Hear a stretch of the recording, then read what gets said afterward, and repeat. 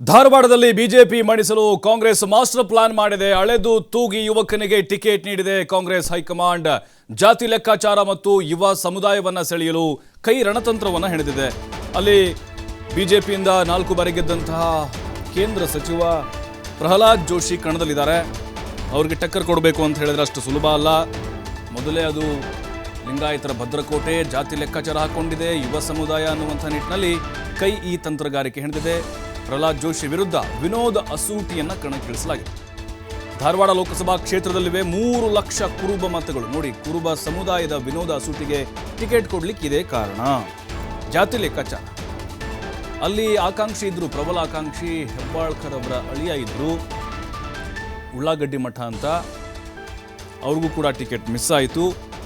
ಈಗ ವಿನೋದ್ ಅಸೂಟಿ 2018ರಲ್ಲಿ ಕಂಟೆಸ್ಟ್ ಮಾಡಿದ್ರು, ಸೋತರು. ಲಾಸ್ಟ್ ಟೈಮ್ ನವಲಗುಂದದಿಂದ ಕೋನ್ ರೆಡ್ಡಿಗೆ ಟಿಕೆಟ್ ಕೊಟ್ಟರು. ಅಸೂಟಿ ಪ್ರಬಲ ಆಕಾಂಕ್ಷಿ ಆಗಿದ್ರು, ಕಣ್ಣೀರು ಹಾಕಿದ್ರು ಟಿಕೆಟ್ ಸಿಗದಿದ್ದಕ್ಕೆ. ಅವರು ಲೋಕಸಭೆ ಮೇಲೆ ಕಣ್ಣಿಟ್ಟಿದ್ರು ಸಹಜವಾಗಿ. ಈಗ ಕುರುಬ ಸಮುದಾಯದ ಮತಗಳನ್ನು ಸೆಳೆಯುವಂಥ ನಿಟ್ಟಿನಲ್ಲಿ ಅವರಿಗೆ ಮಣೆ ಹಾಕಲಾಗಿದೆ ಮತ್ತು ಸಹಜವಾಗಿ OBC ಮತಗಳು ಬೀಳಬಹುದು ಅನ್ನೋದು ಲೆಕ್ಕಾಚಾರ.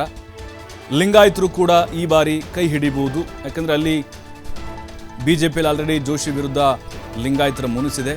ಶೆಟ್ಟರ್ ಅವರಿಗೆ ಟಿಕೆಟ್ ಮಿಸ್ ಆಗಿದೆ ಅನ್ನುವಂಥ ಕಾರಣಕ್ಕೋಸ್ಕರ ಮೊದಲಿನ ಥರ ಪರಿಸ್ಥಿತಿ ಇಲ್ಲ. ಇನ್ನು ಯುವಕರಾಗಿದ್ದಾರೆ ವಿನೋದ್ ಅಸೂಟಿ, ಇನ್ನೂ ಕೂಡ ಸಂಘಟನೆ ಮಾಡ್ತಾರೆ ಅಂಥೇಳಿ ಈಗ ಅವ್ರಿಗೆ ಮಣೆ ಹಾಕಲಾಗಿದೆ. ಎಲ್ಲ ಕಡೆಗಳಲ್ಲೂ ಕೂಡ ಎಲ್ಲ ಕ್ಷೇತ್ರಗಳಲ್ಲೂ ಮಿಂಚಿನ ಸಂಚಾರವನ್ನು ಮಾಡ್ತಾರೆ. ಒಬ್ಬೊಬ್ಬ ಯಂಗ್ ಲೀಡರ್ನ ಹುಟ್ಟು ಹಾಕ್ಬೋದು ಅಂಥೇಳಿ ಈ ಒಂದು ಮಾನದಂಡಗಳ ಮೇಲೆ ಕಾಂಗ್ರೆಸ್ ವಿನೋದ್ ಅಸೂಟಿಗೆ ಅವಕಾಶವನ್ನು ಮಾಡಿಕೊಟ್ಟಿದ್ದಾರೆ. ಬಟ್ ನೋಡಬೇಕೀಗ ಅದು ಯಾವ ರೀತಿ ರಂಗೇರುತ್ತೆ ಅಂತ ಧಾರವಾಡ ಲೋಕಸಭಾ ಅಖಾಡ. ಯಾಕಂದರೆ ಜೋಶಿ ಅವ್ರನ್ನ ಮಣಿಸುವಂಥದ್ದು ಅಷ್ಟು ಸುಲಭ ಇಲ್ಲ. ಇನ್ನು ಈ ಬಗ್ಗೆ ನಮ್ಮ ಪ್ರತಿನಿಧಿ ಯಲ್ಲಪ್ಪ ಒಂದು ಮಾಕ್ ಲೈವ್ ಕೊಟ್ಟಿದ್ದಾರೆ, ನೋಡೋಣ.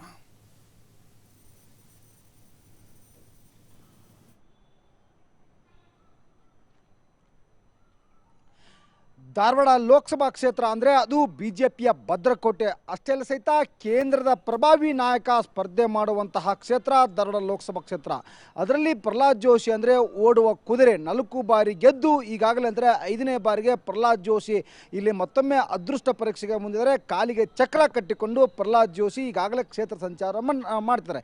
ಇದರ ನಡುವೆ ಇದನ್ನೆಲ್ಲ ಪ್ಲಾನ್ ಮಾಡಿ ಅಂದರೆ ಓಡುವ ಕುದುರೆನ ಕಟ್ಟಿ ಹಾಕಬೇಕು ಅಂತೇಳಿ ಕಾಂಗ್ರೆಸ್ ಒಂದು ರಣತಂತ್ರವನ್ನು ರೂಪಿಸಿದೆ. ಜಾತಿ ಲೆಕ್ಕಾಚಾರ ಮತ್ತು ಯುವಕ ಅಂತೇಳಿ ಇಲ್ಲಿ ಅಂದರೆ ವಿನೋದ್ ಅಸೂಟಿಗೆ ಟಿಕೆಟ್ ನೀಡಿದೆ.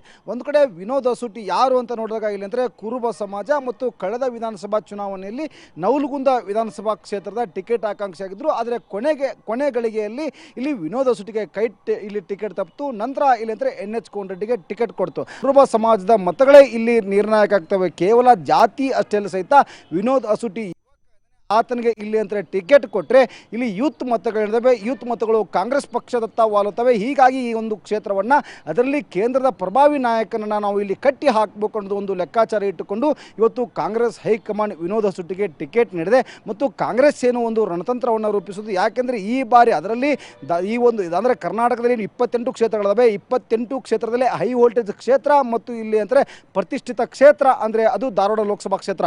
ಯಾಕೆ ಅಂದರೆ ಇದು ಕೇಂದ್ರದ ಪ್ರಭಾವಿ ನಾಯಕ ಪ್ರಹ್ಲಾದ್ ಜೋಶಿ ಅಂದರೆ ಪ್ರಧಾನಿ ನರೇಂದ್ರ ಮೋದಿ ಅವರ ಅಕ್ಕಪಕ್ಕದಲ್ಲೇ ಗುರುತಿಸಿಕೊಂಡವರು ಇಲ್ಲಿ ಪ್ರಹ್ಲಾದ್ ಜೋಶಿ ಅವರು ಕ್ಷೇತ್ರಕ್ಕೆ ಇಲ್ಲಿ ಅಂದರೆ ಕೊಡುಗೆಗಳನ್ನು ನೋಡಿದಾಗ ಇಲ್ಲಿ ಅಂದರೆ ಕೊಡುಗೆ ನೀಡಿದ್ದು 0 ಅನ್ನೋದು ಕ್ಷೇತ್ರ ಜನರ ಮಾತಾಡ್ಕೊಳ್ತಿದ್ದಾರೆ. ಕೇವಲ ಅಭಿವೃದ್ಧಿ ಪ್ರಹ್ಲಾದ್ ಜೋಶಿ ಅವರು ಯಾವುದೇ ರೀತಿಯಂಥ ಕ್ಷೇತ್ರಕ್ಕೆ ಅಭಿವೃದ್ಧಿ ಮಾಡಿಲ್ಲ. ಜಾತಿ ಲೆಕ್ಕಾಚಾರದ ಮೇಲೆ ಚುನಾವಣೆಯನ್ನು ಮಾಡ್ತಾರೆ ಮತ್ತು ಮೋದಿ ಮುಖವನ್ನು ಇಟ್ಟುಕೊಂಡು ಈ ಬಾರಿ ಅಂದರೆ ಚುನಾವಣೆಯನ್ನು ಮಾಡ್ತಾರೆ. ಹೀಗಾಗಿ ಇದನ್ನೆಲ್ಲವನ್ನು ನಾವು ಇಲ್ಲಿ ಅಂತಂದರೆ ಅಳೆದು ತೂಗಿ ಅಂದರೆ ಒಂದು ಕಡೆ ಈ ಒಂದು ಕ್ಷೇತ್ರವನ್ನು ಹೇಗಾದರೂ ಮಾಡಿ ಗೆಲ್ಲೇಬೇಕು ಅಂತೇಳಿ ವಿನೋದ್ ಅಸೂಟಿಗೆ ಟಿಕೆಟನ್ನು ಇವತ್ತು ಕಾಂಗ್ರೆಸ್ ಹೈಕಮಾಂಡ್ ನೀಡಿದೆ.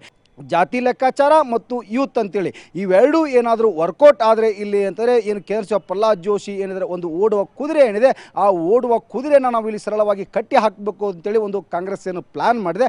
ಆ ಕಾಂಗ್ರೆಸ್ ಏನು ಮಾಡಿದಂತಹ ಪ್ಲ್ಯಾನ್ ಇಲ್ಲಿ ಎಷ್ಟರ ಮಟ್ಟಿಗೆ ಸಕ್ಸಸ್ ಆಗುತ್ತೆ ಅನ್ನೋದು ಮಾತ್ರ ಇಲ್ಲಿ ಅಂತಾರೆ ಪ್ರಶ್ನೆ ಆಗಿದೆ.